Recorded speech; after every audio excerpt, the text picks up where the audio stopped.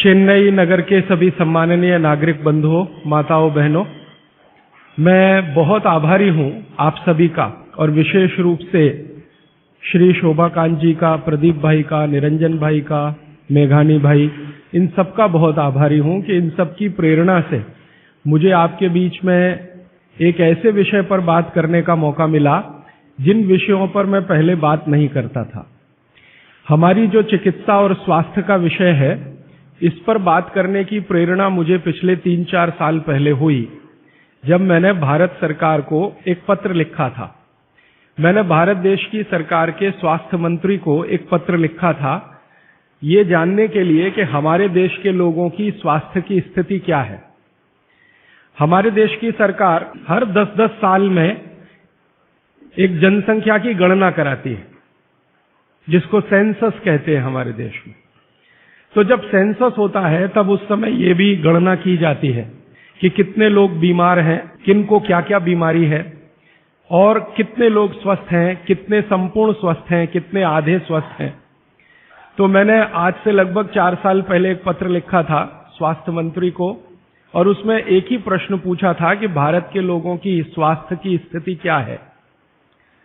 तो हमारे देश के मंत्री महोदय के सचिव ने, सेक्रेटरी ने उत्तर दिया कि देश के लोगों की स्वास्थ्य की जो स्थिति है उसके लिए हम आपको पूरा डाटा भेज रहे हैं, आप उसका अध्ययन करके खुद अंदाजा लगा लीजिए। तो सरकार ने जो मुझको डाटा भेजा वो 1-2 पन्ने का नहीं था, वो काफी 600-700 पन्ने का मोटा सा एक पुलिंदा था। उसमें जो सेंसस की रिपोर्ट थी वो पूरी उन्होंने लिखी थी। वो पढ़कर मुझे बहुत परेशानी हो गई। परेशानी क्या हो गई कि उसमें उन्होंने बताया कि लगभग 112 करोड़ लोग इस देश में रहते हैं और 112 करोड़ लोगों में स्वस्थ लोगों की संख्या गिनती की 25 से 30 करोड़ है। बस 25 से 30 करोड़ लोग ऐसे हैं इस देश में जिनको स्वस्थ कहा जा सकता है, जिनको किसी तरह का कोई रोग नहीं है, शारीरिक रूप से भी और मानसिक रूप से भी। बाकी जितने भी लोग हैं सभी को कुछ न कुछ तकलीफें हैं। जैसे भारत सरकार के विशेषज्ञों ने ये कहा कि 5 करोड़ लोग इस देश में हैं जिनको डायबिटीज है, मधुमेह है, खराब बीमारी है। दुनिया के ज्यादातर डॉक्टर कहते हैं कि ये जल्दी ठीक नहीं होने वाली बीमारी है और ये 5 करोड़ लोगों को हो गई है। और विशेषज्ञ ये कहते हैं उस रिपोर्ट में कि अगर यही गति और रफ्तार से डायबिटीज बढ़ती गई तो अगले 2014 तक लगभग 10 से 12 करोड़ लोगों को ये होगी। फिर उस रिपोर्ट में उन्होंने कहा है कि 12 से 13 करोड़ लोग ऐसे हैं जिनको लंग्स इन्फेक्शन की भिन्न भिन्न बीमारियां हैं, जैसे दमा है, अस्थमा है, सांस फूलती है, ब्रोंकियल अस्थमा है, ट्यूबरकुलोसिस है, ऐसे 12-13 करोड़ लोग।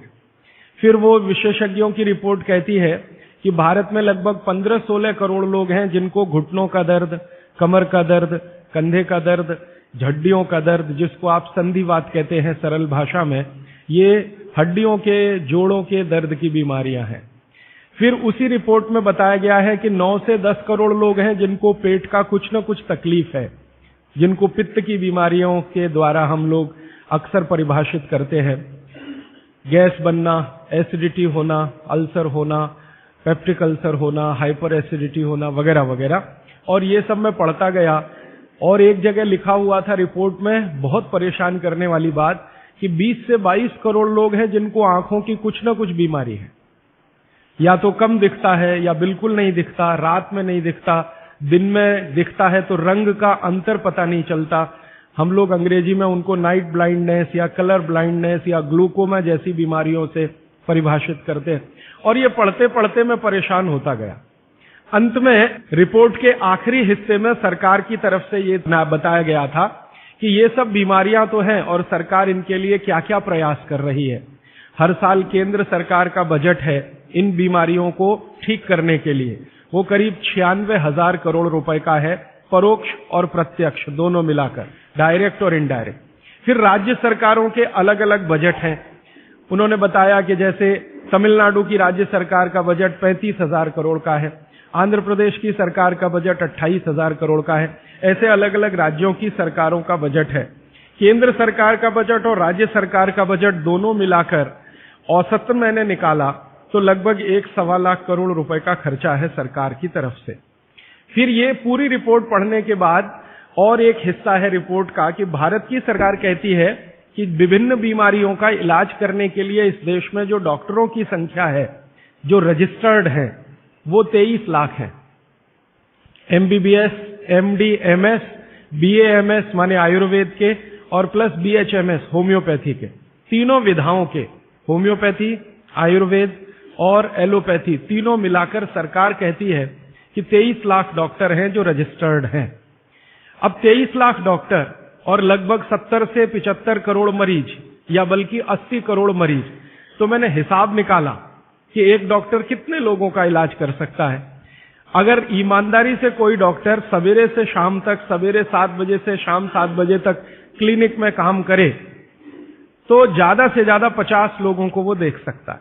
अब 23 लाख डॉक्टर हैं और 50 का उसमें गुणा कर दो तो बीमारों की संख्या और जिनका इलाज हो पा रहा है उनकी संख्या में जमीन आसमान का अंतर है। फिर मैंने एक दूसरा पत्र लिखा और मैंने स्वास्थ्य मंत्री को यह कहा कि ये डॉक्टरों की संख्या तो पर्याप्त नहीं है बीमारों का इलाज करने के लिए। क्या सरकार की ऐसी कोई योजना है कि डॉक्टरों की संख्या बढ़ाई जाए? तो मंत्री के यहां से पत्र आ गया कि भारत की सरकार और राज्य की सरकारों ने अब तक जितने डॉक्टर्स बनाए हैं, इनको बनाने में करीब 10 लाख करोड़ से ज्यादा का खर्च हो चुका है। अगर ये संख्या हम दुगनी करें तो 20 लाख करोड़ रुपए हमें चाहिए। सरकार के पास इतना धन उपलब्ध नहीं है, इसलिए ये व्यवस्था कैसे आगे बढ़ेगी मालूम नहीं। फिर मैंने भारत सरकार को याद दिलाया कि भारत सरकार ने एक अंतर्राष्ट्रीय समझौता किया हुआ है जिसमें कई देश शामिल हैं और वो समझौते का टाइटल है 2014 तक सभी स्वस्थ। भारत में सन 2014 तक सभी को स्वस्थ हो जाना है, ये सरकार का समझौता है। तो 2014 तक कैसे होने वाला है? मुझे नहीं लगता कि कोई होने की संभावना है। और सरकार स्वीकार करती है कि जिस गति से सरकार काम कर रही है, अगर सभी हिंदुस्तानियों को स्वास्थ्य दिया जाए, चिकित्सा दी जाए, तो कम से कम 350 साल लगेंगे। ये कैलकुलेशन मैंने कैसे निकाला? हर साल जितने डॉक्टर इस देश में पढ़कर निकल रहे हैं, एलोपैथी, होम्योपैथी और आयुर्वेद के, और उसमें देश का जो ग्रोथ रेट है 10%, वो जोड़कर हर साल उनकी संख्या बढ़ती जाए तो 350 साल में सभी को चिकित्सा और स्वास्थ्य मिल जाएगा। अब पता नहीं 350 साल में कितने जीवित बचेंगे और कितने यहां से चले जाएंगे। अब मेरी एक जो दुख की बात है मन की, वो ये कि 350 साल में जनसंख्या अगर जो बढ़ रही है उसको जोड़ दिया इसमें, तो किसी को भी स्वास्थ्य कभी भी उपलब्ध नहीं हो सकेगा। जब ये जानकारी मुझे आई तो मैं बहुत परेशान हुआ और मैंने सोचा कि ये तो बड़ी गंभीर स्थिति है। फिलहाल पिछले कुछ वर्षों से मैं स्वामी रामदेव जी के साथ जुड़ा हूं। उनसे जब मैंने इन सब विषयों पर चर्चा की तो वो भी कहते हैं कि बात तो बहुत गंभीर है। सबको स्वास्थ्य मिलना सरकार के बूते का और सरकार के दम पर और चिकित्सा जो चल रही है इस देश में उसके दम पर तो संभव नहीं है, कोई और रास्ता ढूंढना पड़ेगा। अब दूसरा रास्ता ढूंढने के लिए मैंने भारत देश के कई बड़े चिकित्सकों से बात करना शुरू किया, ऐसे वैद्यों से बात करना शुरू किया जो आयुर्वेद के बड़े पंडित माने जाते हैं इस देश में। विशेष रूप से एक वैद्य हैं हार्डीकर, पूना में रहते हैं और उनका भारत में बहुत बड़ा ऊंचा स्थान है। आजकल हिंदुस्तान के आयुर्वेद चिकित्सा के जो विशेषज्ञ हैं वो उनको आधुनिक चरक कहते हैं, इतनी ऊंची स्थिति है उनकी। हार्डीकर जी की उम्र उनकी लगभग 85 वर्ष हो चुकी है। मैंने हार्डीकर जी से कहा कि भारत की चिकित्सा की जो स्थिति है वो ये है, सरकार कहती है, आप क्या मानते हैं?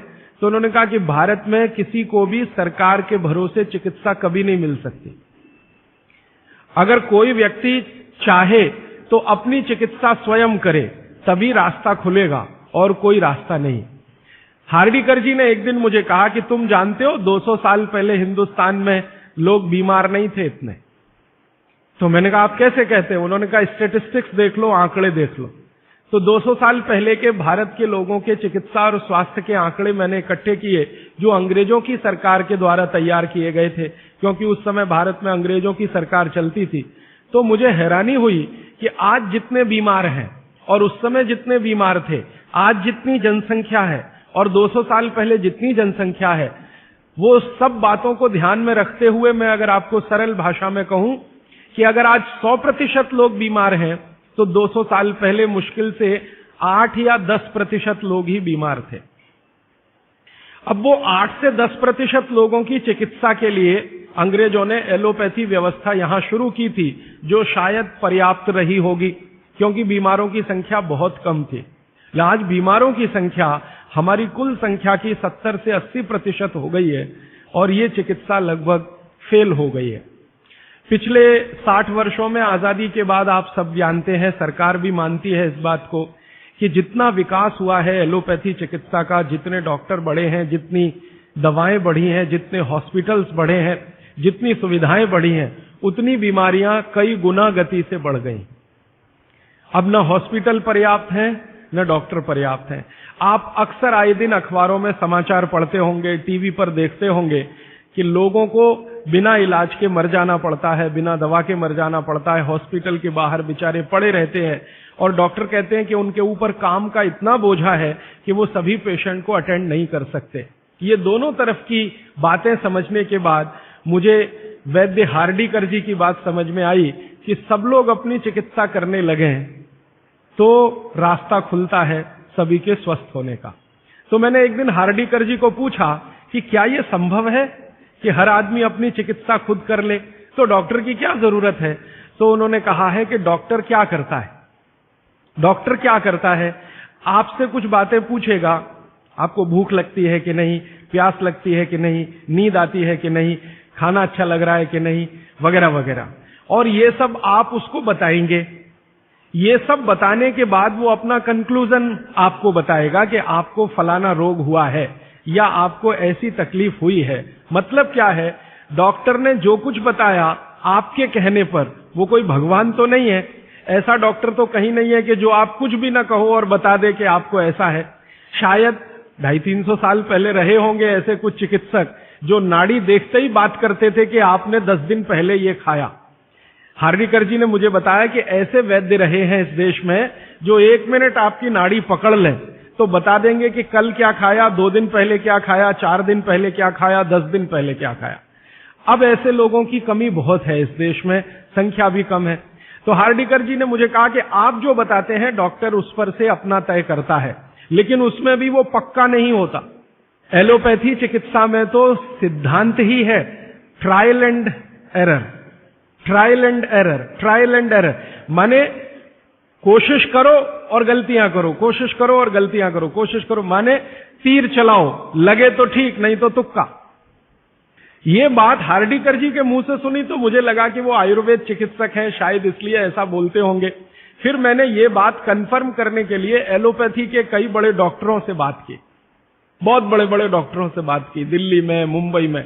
वो कहते हैं कि देखो बात तो सही है, लेकिन हम इसको जाहिर में नहीं कह सकते, माने आप जैसे लोगों के सामने नहीं कह सकते कि हम सब ट्रायल एंड एरर पे काम करते हैं, हम सब तीर चलाते हैं, लग जाए तो ठीक है, नहीं तो तुक्का है। माने आपका जो इलाज किया जाता है वो एक कुछ एजम्पशंस के आधार पर है, कंफर्म कुछ भी नहीं है उसमें। काम कर गया तो ठीक है, नहीं तो आप तो मर ही जाएंगे। डॉक्टर कहेगा मैंने तो बहुत कोशिश की, अब मैं क्या कर सकता हूं, और आप चुपचाप अपने पेशेंट की डेड बॉडी लेके वहां से चले आएंगे। मैं आपको एक बहुत गंभीर बात कहना चाहता हूं। हिंदुस्तान के एलोपैथी चिकित्सा के शीर्षस्थ डॉक्टर जो इस देश में हैं, उनकी एक संस्था है।